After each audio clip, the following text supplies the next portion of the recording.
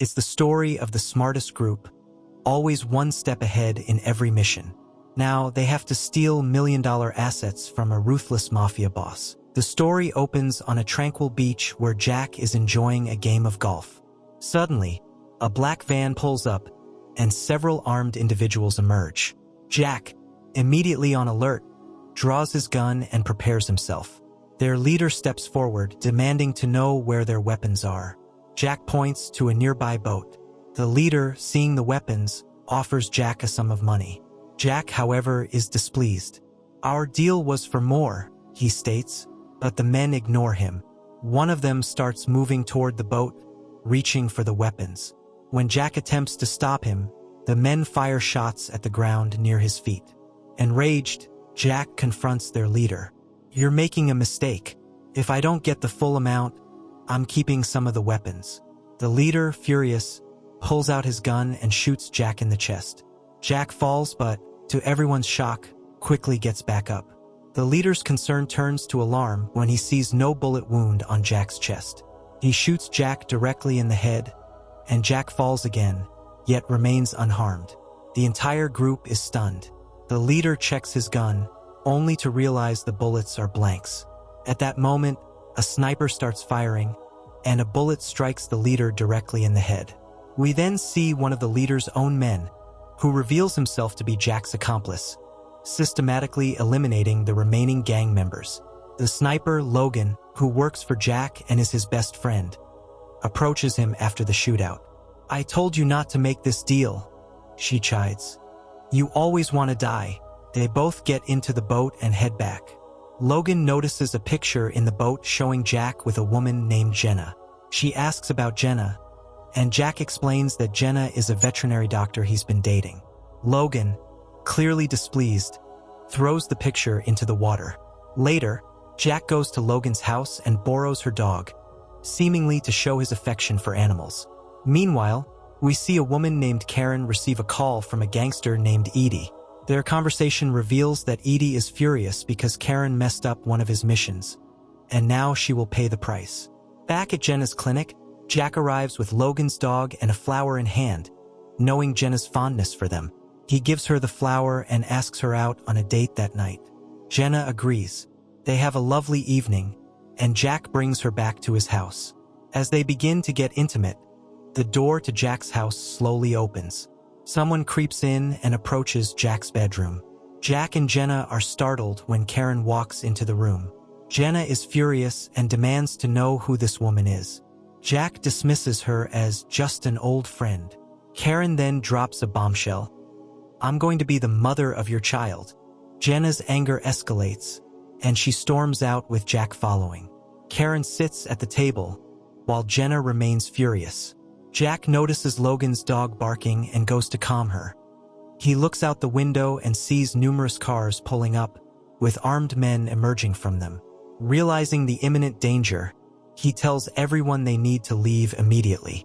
He pulls out his gun, attaches a grenade to the door, and the three of them escape through the back, getting into a boat. They speed away, but their pursuers spot them and give chase.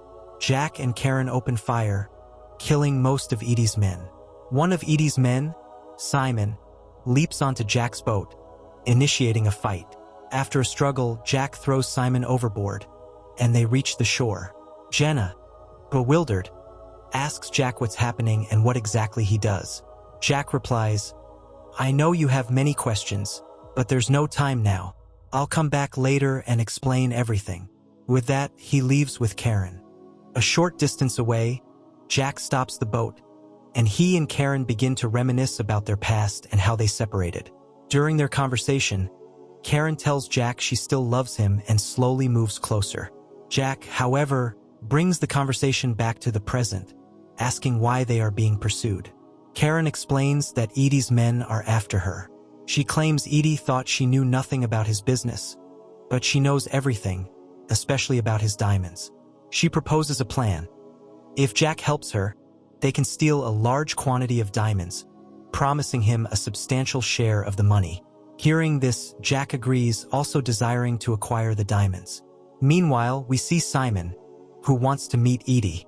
Edie is not home, So Simon flirts with some girls present, promising one expensive clothes, shoes, and anything she desires. After a while, the girl tells him where Edie is. We then see Edie playing chess with one of his men. Edie asks the man what Karen knows about their business. The man confidently smiles and replies, "Nothing." Just then, Simon enters.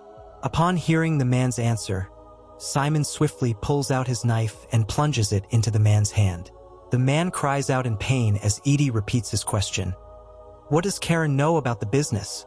This time, the man tells the truth, revealing that Karen knows everything about their operations and the whereabouts of all their assets.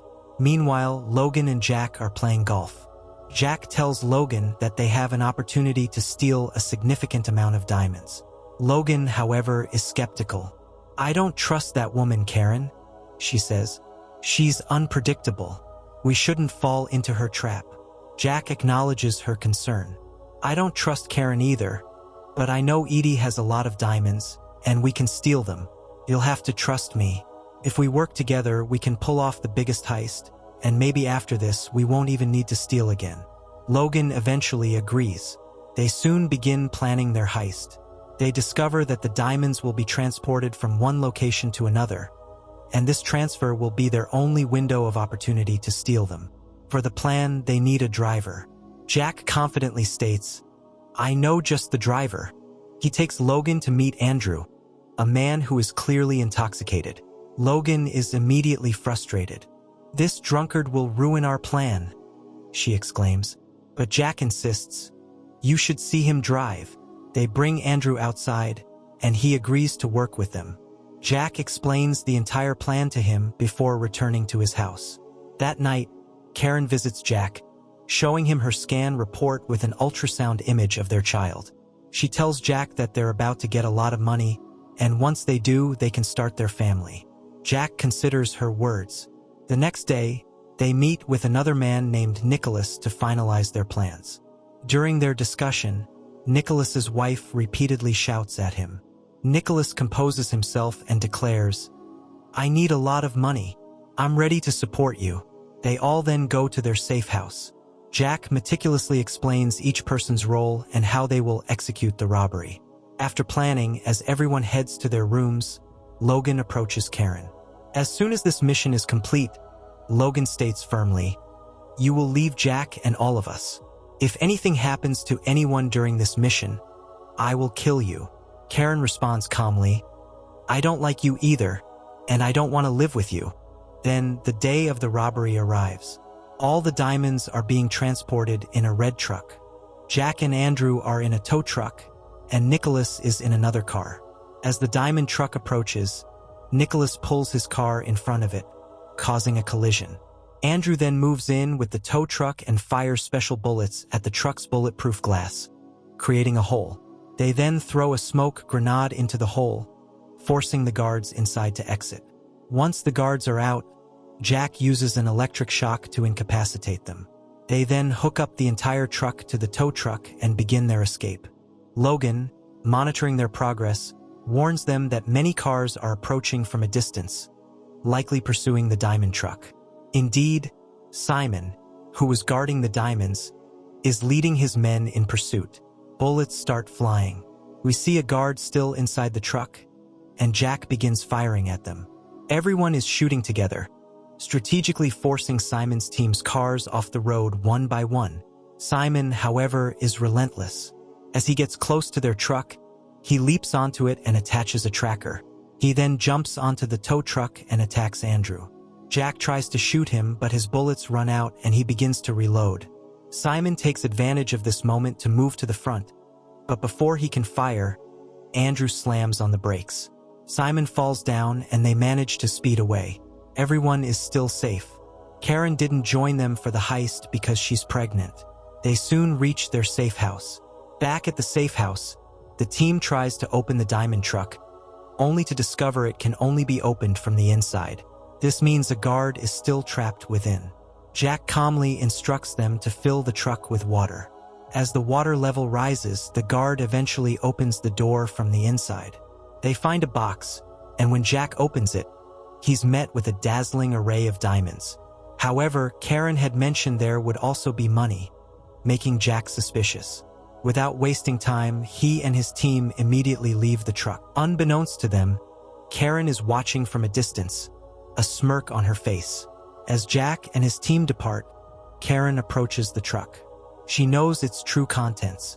She pulls out another box containing a device that holds all of Edie's confidential information, including details about his diamonds. She begins to extract the data. As she emerges, she's confronted by Edie himself. Karen is bewildered, unaware that Simon had placed a tracker on the truck. Meanwhile, Jack, sensing something is amiss, returns to the truck. As he steps out of his car, he sees Edie holding Karen at gunpoint.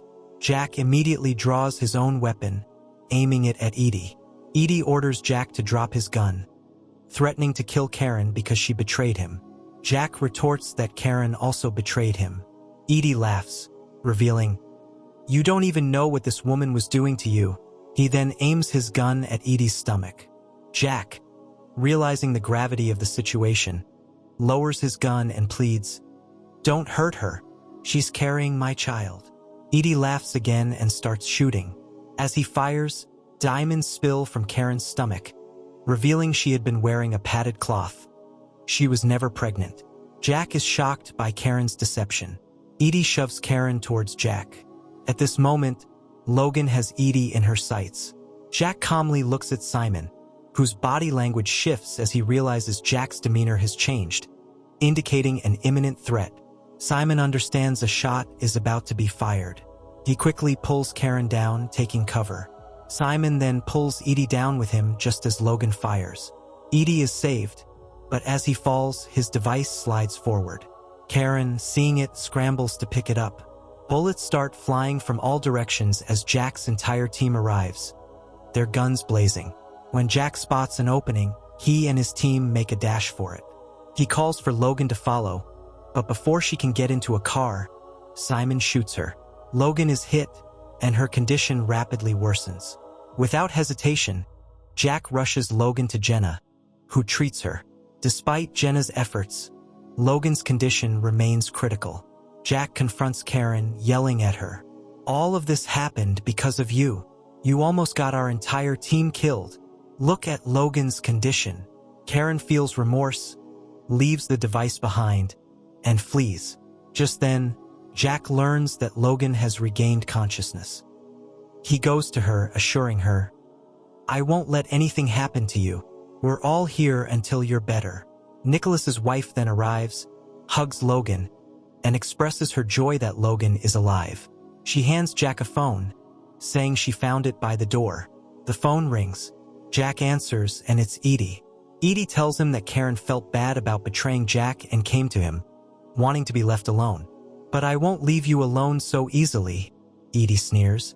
"Karen is in my custody now. If you want to see her alive, bring me my device. Besides that, I have a mission for you. There are a lot of diamonds in a government facility. You'll have to steal them for me, or Karen will kill herself." Hearing this, Jack agrees and begins to plan.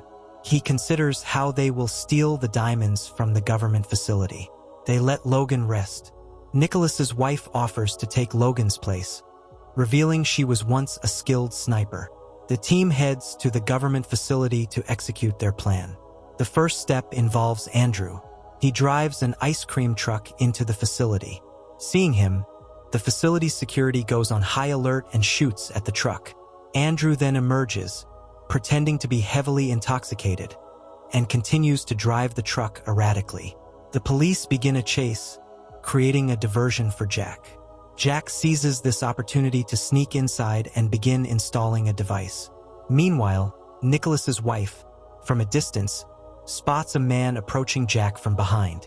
Simon, recognizing the danger, she aims but realizes her gun is jammed. She immediately warns Jack that a man is behind him. Simon quickly appears and points a gun at Jack. But before he can act, a third man arrives and starts shooting at them. They hide behind a vault. As soon as Jack gets a chance, he escapes, but before he's fully out, the man shoots him and Jack falls. Simon, believing this is his chance, pilots a plane and flies away with all the diamonds. Then we see the man who shot Jack approach him. It's revealed he is Jack's accomplice. This was all part of their plan. The man shot Jack with fake bullets. They get into a car and drive away. We then see Andrew in the middle of a body of water.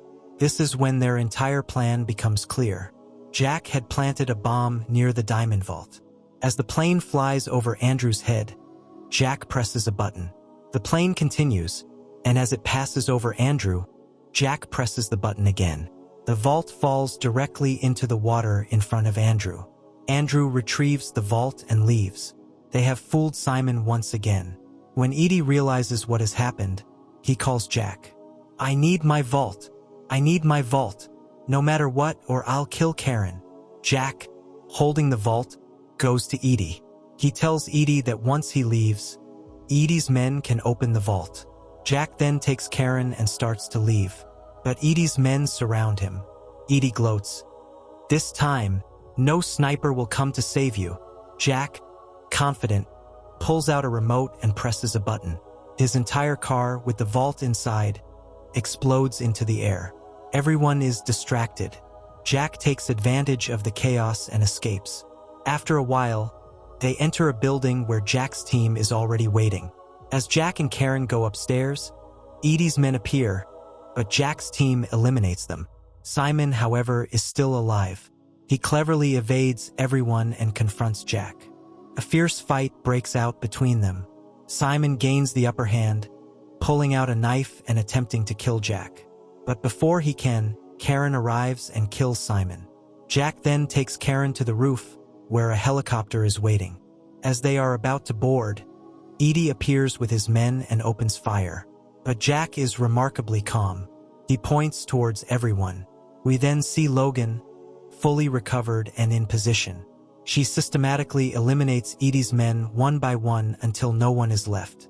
Jack and Karen emerge victorious. Jack gives Karen a large sum of money. "I sold all those diamonds," he tells her. "You always wanted money. Take this and start a new life." Karen leaves, and Jack returns to his old life. Logan and Jack are back to playing golf by the beach. Then Karen calls him. "I have a lot of money, but you don't. Now I realize what I want. I don't want money. I want you. I want to spend my life with you." Hearing this, Jack puts his phone down, hits it, and throws it into the sea. Jack knows he can't trust Karen and can't spend his life with her. And that's where the movie ends.